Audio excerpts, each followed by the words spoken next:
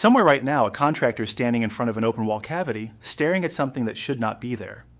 Coins, a tin box, a bundle wrapped in oilcloth that has not seen daylight in 80 years. And the first thing almost every single one of them thinks is the same 4 words. Finders keepers, losers weepers. That phrase is not law. It has never been law. And the gap between what people assume and what actually happens the moment gold comes out of a wall is where fortunes get made, get seized, get split 3 ways in a courtroom, or get quietly handed back to a landlord. The exact same bag of coins found in the exact same wall on the exact same day can belong to 3 completely different people depending on one detail that has nothing to do with who found it first. Move the same hoard 18 inches to the left from tucked inside a chimney breast to sitting loose on top of a floor joist, and under English case law, the outcome can flip entirely. That is not a quirk. That is the actual mechanism, and by the end of this video, you will be able to look at a photograph of a real discovery and predict correctly who the courts are likely to say owns it. And this is not abstract trivia for people who own metal detectors. If you have ever rented an apartment, worked a renovation job, bought an old house, inherited a property, or hired a cleaner who has a key to your place, you are already a character in this legal story. You just do not know which one yet. Owner, finder, landlord, tenant, employer, employee. Each role carries a completely different claim, and most people find out which one they are. Who has a better right to this object than everyone else who might want it? That is genuinely the legal test, not who deserves it morally, not who worked hardest to find it. Who has the better right as against this other specific person, because it means ownership is never determined in a vacuum. It is always determined between 2 named parties standing in a courtroom. But here's the deeper angle that most treasure content on this platform completely ignores. The law does not treat hidden property as one category. It quietly splits every discovery into one of 4 different legal boxes before ownership is even discussed. And which box your discovery lands in can be decided by something as small as whether the object was resting on the ground or embedded a centimeter into it. We're going to open every one of those boxes today by name with the real cases that built them. Before we go further, one honest flag, because this channel treats accuracy as non-negotiable. Everything from here forward is general legal information built from real, citable case law and statutes, not legal advice for your specific situation. Property law also runs differently by country and even by state within the US, so every rule in this video will be labeled clearly. UK, US. The appropriate next step is a property or probate attorney in your own jurisdiction, not a YouTube video. Now back into the wall. Because here's what is actually at stake in the next 36 minutes. We're going to walk through 6 real, decided cases, from an RAF pilot's brooch found by an electrician, to a wallet found on an airport floor, to gold coins hidden in a French farmhouse, and use each one to build a mental flow chart you can run in your head the next time a hammer goes through drywall and something glints. We will cover the actual statute that replaced 8 centuries of English common law overnight in 1996.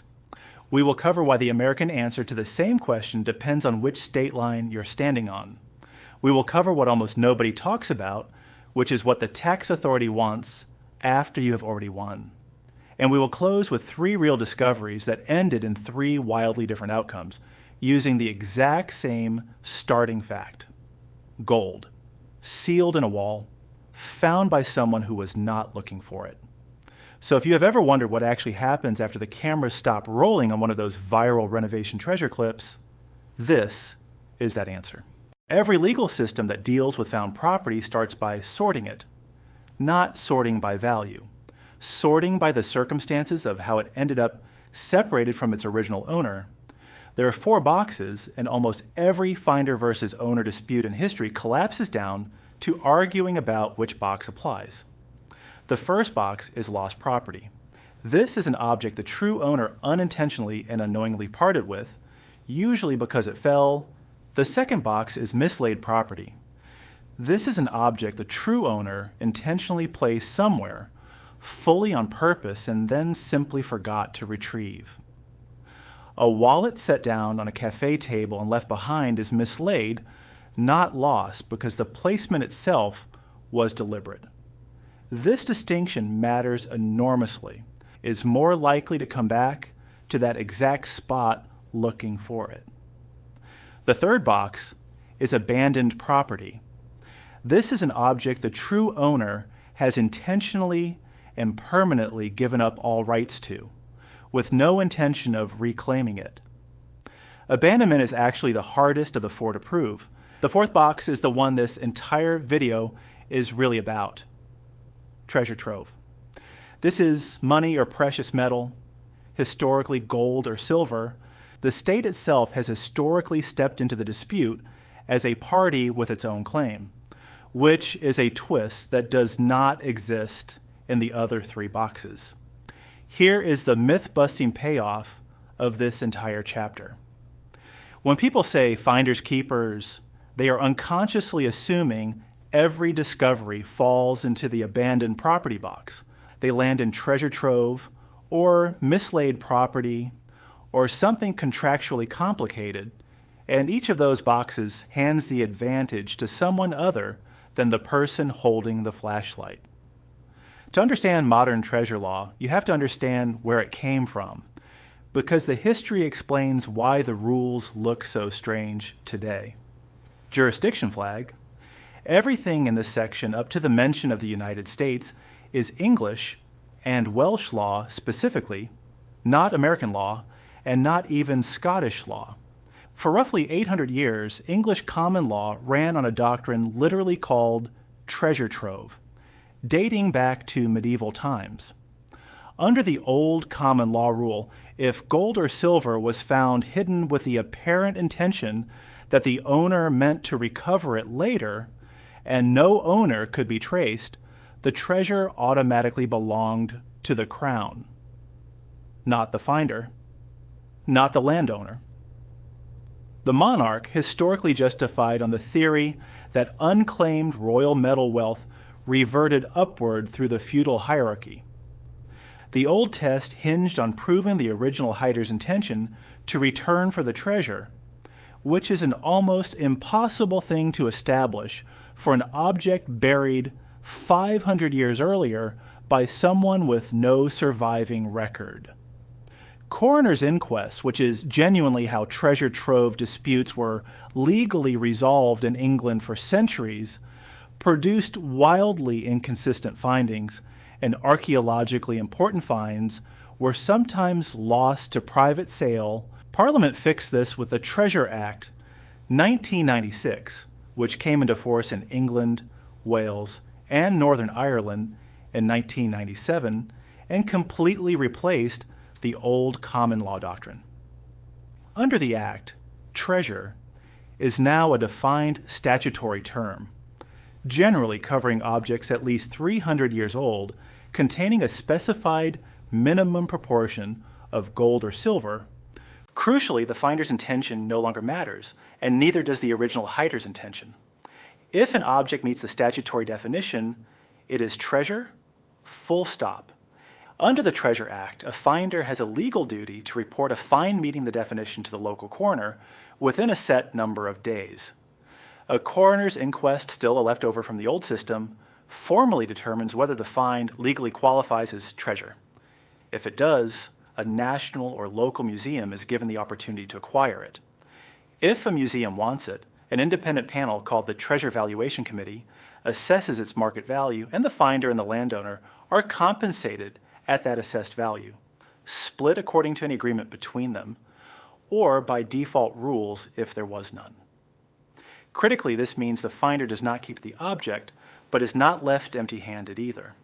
The Crown effectively still gets first claim to the physical item on behalf of the nation, but the finder and landowner are paid its worth. The United States has no equivalent federal Treasure Act. There is no single American law that plays the role the Treasure Act 1996 plays in England. Instead, found property law in the U.S. is governed almost entirely by individual state, common law, and statute. which means the same coin hoard found in a wall in Texas and a wall in New York can be decided under genuinely different legal tests. Most U.S. states still use judge-made common law categories very close to the 4 boxes from Chapter 1, lost, mislaid, abandoned.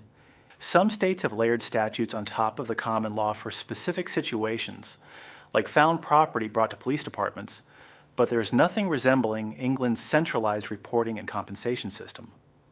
This is one of the most misunderstood facts in American treasure content. There is no U.S. Federal Treasure Act, and anyone telling you the law says you get to keep it without naming a specific state is skipping the entire point. This is the chapter where the wall itself becomes the main character because English case law has built an entire legal doctrine around one single question. Was the object attached to or embedded in the land or structure, or was it merely lying loose on top of it? This distinction, sometimes called the annexation test, is arguably the single biggest pivot point in this entire video. And 3 cases built it. Case 1, Hannah versus Peel, decided in England in 1945. A soldier named Hannah was billeted, meaning temporarily housed.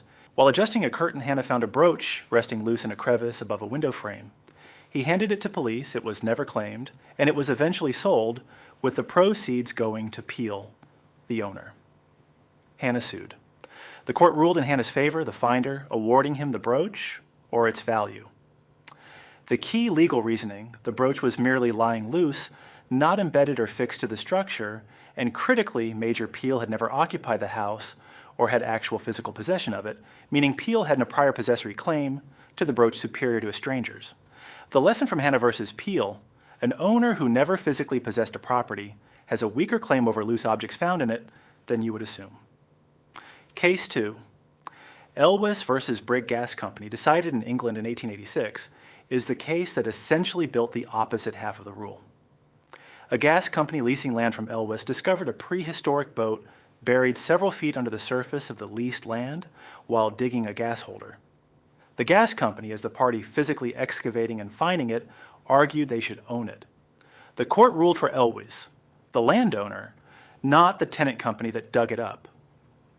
The reasoning, an object embedded in the land itself is treated legally almost as part of the land and belongs to whoever has the right to possess the land, meaning the freeholder or landowner, regardless of who is leasing or occupying it at the time of discovery, and regardless of who physically dug it out.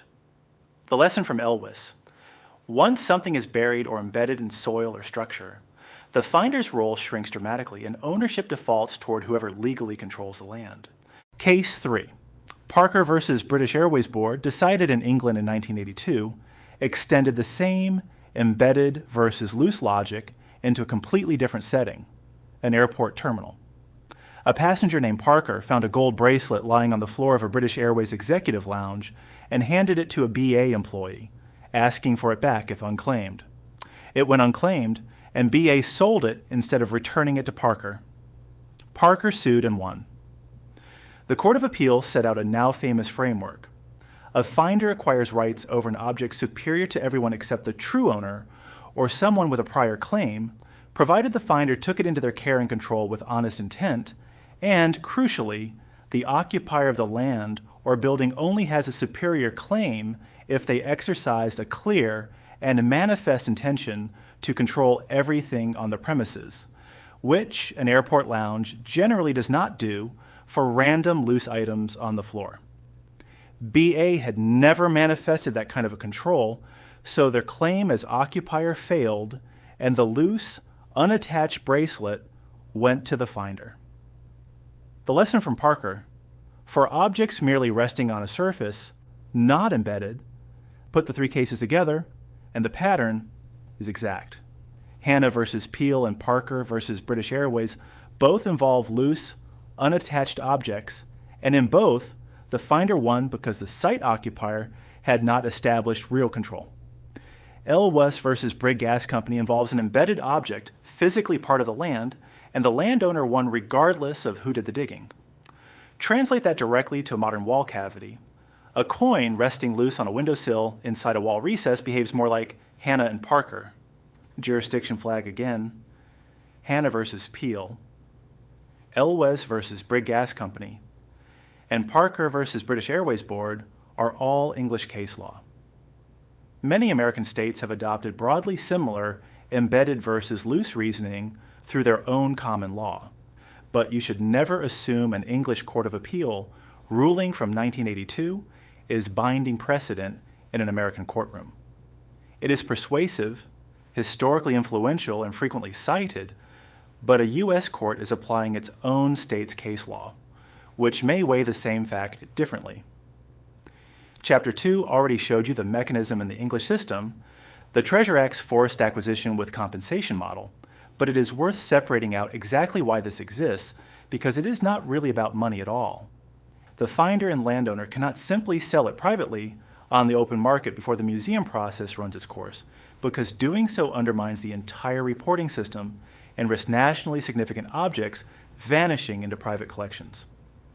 This is a meaningfully different legal posture than an ordinary lost bracelet. A gold bracelet found on an airport floor, like Parker's, was never going to be evaluated for its archaeological significance. A hoard of 300-year-old coins sealed in a wall might be evaluated by archaeologists, cataloged, published in academic journals, and displayed in a museum, entirely separate from what it would fetch melted down for its gold content. Many other countries run some version of this same split, treating historically or archaeologically significant finds differently from pure monetary property, often through state antiquities laws that require reporting fines above a certain age threshold, sometimes with government preemption rights to acquire fines at fair value before any private sale. The core idea recurring across jurisdictions, age and historical significance can convert an ordinary property dispute into something closer to a heritage protection question, where the state is a party with real legal standing, not just a curious bystander. This is precisely why so many treasure hunting videos that promise a simple keep everything you find outcome are quietly leaving out an entire legal category that applies specifically to older, culturally significant material. This is the chapter that most treasure content skips entirely, and it might be the most practically important one in this video because it applies to more people than any court case we have covered so far. Anything you find while performing that task within the scope of your employment is generally treated as found on behalf of your employer or the property owner, not for yourself personally. This is sometimes explained through basic agency law. An employee acting within the scope of employment is treated as extending their employer's legal presence and control over the property, effectively meaning the employer, not the individual worker, is the one legally finding the object. Concretely, if you are a contractor hired specifically to demolish a wall and gold coins fall out of that wall while you're doing the demolition you were paid to do, courts have generally treated that discovery as made in the course of employment, which weakens or eliminates an individual claim you might otherwise have had as a private finder.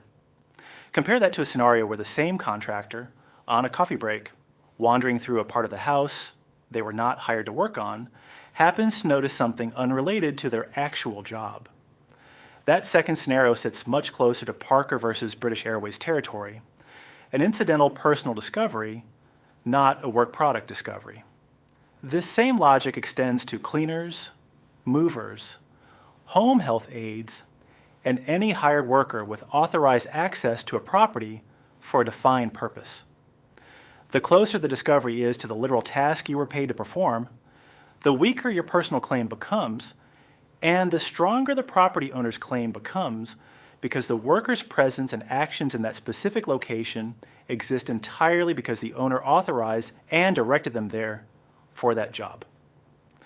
This is exactly why most professional renovation, demolition, and construction contracts increasingly include explicit found property clauses, spelling out in advance that anything discovered during the work belongs to the property owner, precisely to avoid this dispute ever reaching a courtroom in the first place. If you are ever the one hiring a contractor for renovation work on an older property, this clause is worth adding before work begins, not after something falls out of a wall. Jurisdiction flag.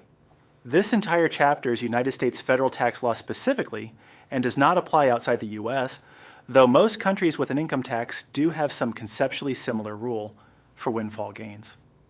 Suppose the entire ownership question above has been settled. You are, legally, the recognized owner of the find, meaning the year you gain clear, unchallenged control over it, not necessarily the year you eventually sell it.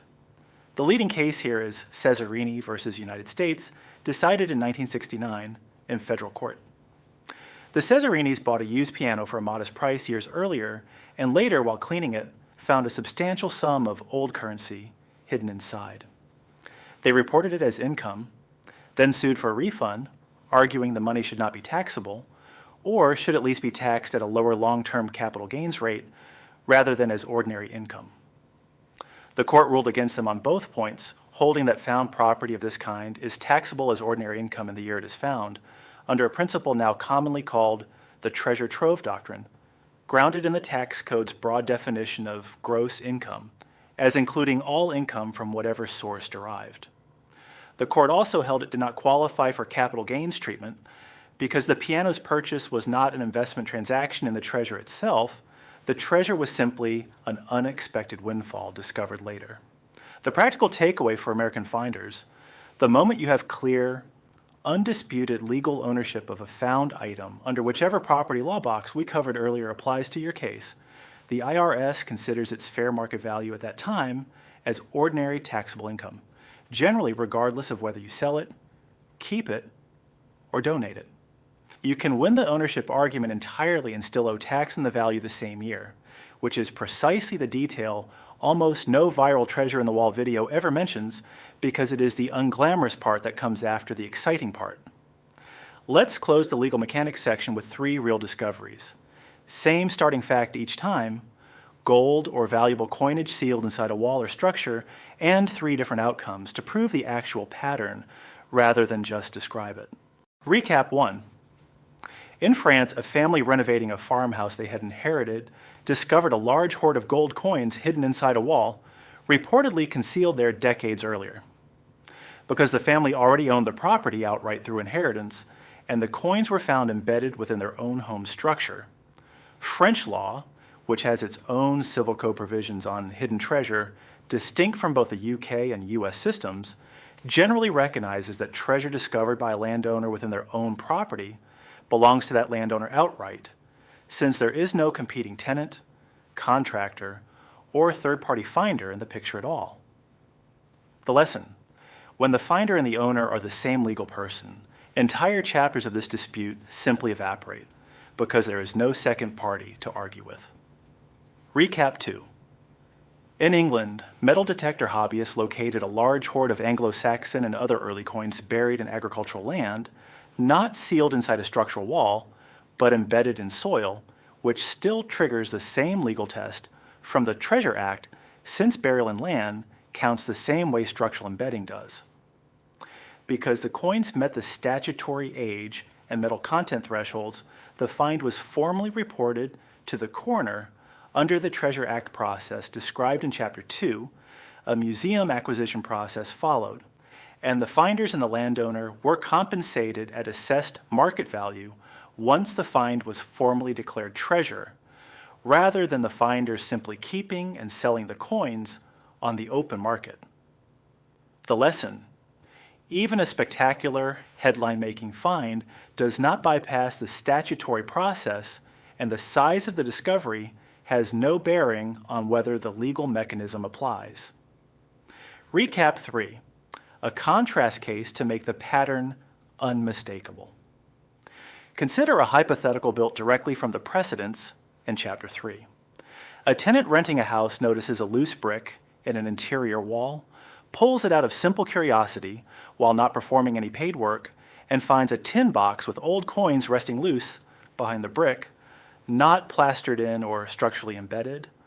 Under the Hannah versus Peel and Parker versus British Airways line of reasoning, because the object was loose rather than embedded, and because the landlord in this scenario has never manifested active control over hidden contents of the walls, a tenant in this position would have a meaningfully stronger personal claim than most people instinctively assume a mere renter would have, though the landlord could still contest it, and if the coins are old enough and made of qualifying metal, the Treasure Act reporting duty would still apply on top of any private ownership dispute between tenant and landlord.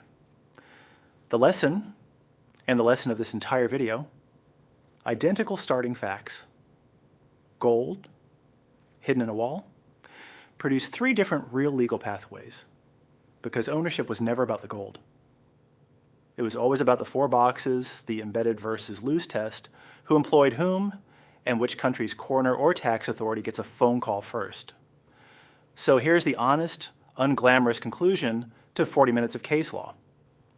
There's no universal rule that tells you who owns something found sealed in a wall. Not finders keepers, not the landlord always wins, not whoever paid for the house. The actual answer runs through a real sequence. What category of found property is this? Lost, mislaid, abandoned, or treasure trove? Was the object embedded in the structure or merely resting loose within it? Who currently occupies and controls the property? And did they ever manifest that control over hidden contents? Was the finder there in a personal capacity or as a hired worker acting within the scope of employment? Does the object meet a legal age or heritage threshold that pulls the state itself into the dispute?